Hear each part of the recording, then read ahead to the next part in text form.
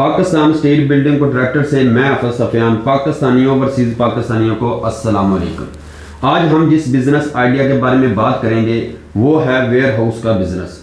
Ware house को उर्दू में गोदाम भी कहा जाता है।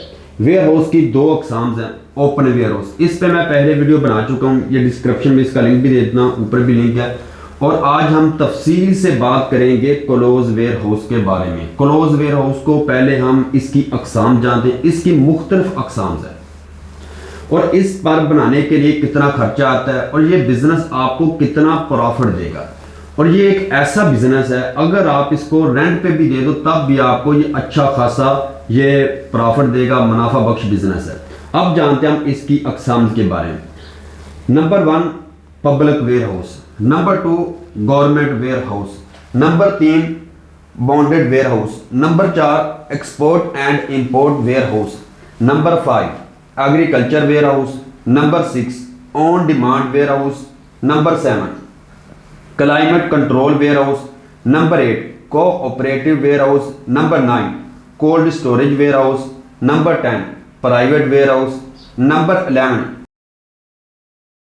Distribution warehouse, number 12 pick packed shipping warehouse, number 13 car showroom या heavy bike warehouse, number 1 public warehouse. ये अवाम की ज़रूरियात को पूरा करने के लिए इस्तेमाल में लाया जाता है। ये एक प्लानिंग के साथ चलाया जाता है। इसमें बड़े बड़े शॉपिंग मॉल, बड़े बड़े मार्ट वगैरह, स्पोर्ट्स क्लब वगैरह इसमें शामिल होते हैं। यह तवील मुद्दत या कलील मुद्दत के लिए इसको रेंट पर भी दिया जाता है। मौसमियाती तब्दीली या सामान को महफूज रखने के लिए इस्तेमाल में लाया जाता है। Number 2 government warehouse. Government warehouse को गवर्नमेंट के मुख्तलिफ अदारे चला रहे होते हैं, मसलन utility store, PASSCO, air cargo.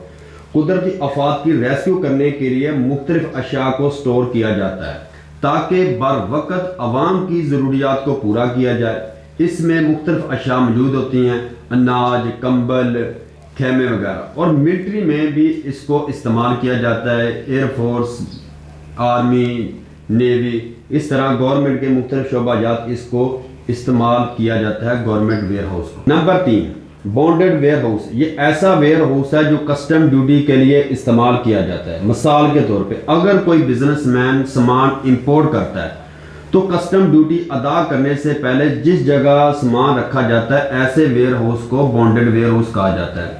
वो इसलिए अगर बिजनेसमैन अपने सामान की ड्यूटी है, कस्टम ड्यूटी वो पे कर दे, ठीक है। अगर वो पे नहीं करता, गवर्नमेंट 1 साल के लिए, 2 साल के लिए, 4 साल के लिए, 5 साल के लिए उसको बॉन्ड कर देती है सामान को। वो जो सामान होता है जिस जगह बॉन्ड होता है ऐसे वेयर हाउस को बॉन्डेड वेयर हाउस कहा जाता है। Number 4 export and import ware house.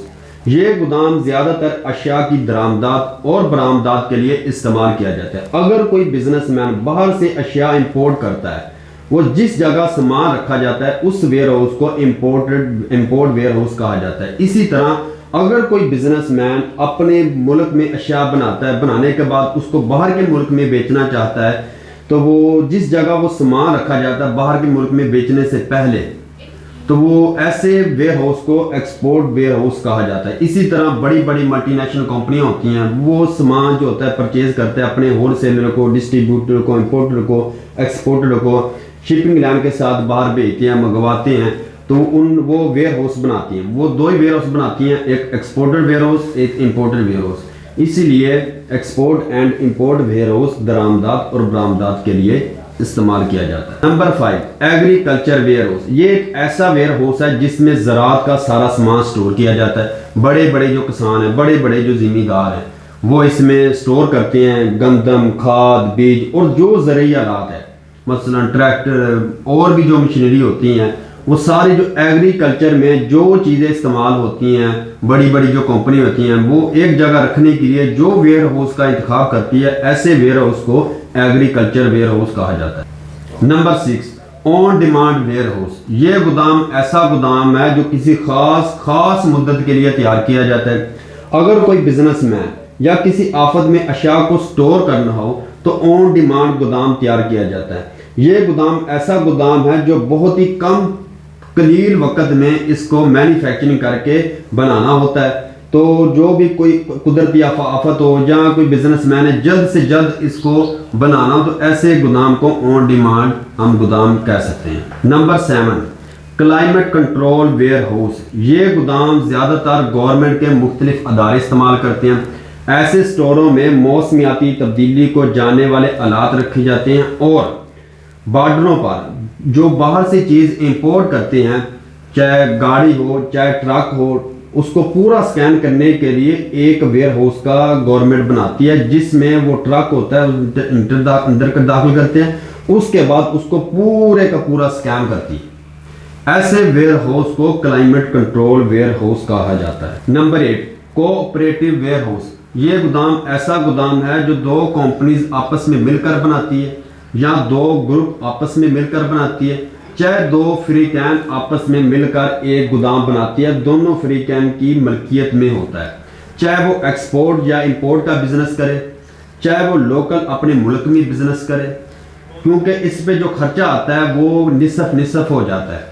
चाहे वो इस गोदाम को रेंट पे भी दे दे तब भी आपको ये मुनाफा बख्श बिजनेस है। ऐसे गोदाम को जो दो कंपनीज मिलकर फ्री कैन मिलकर बनाती है कोऑपरेटिव गोदाम कहा जाता है।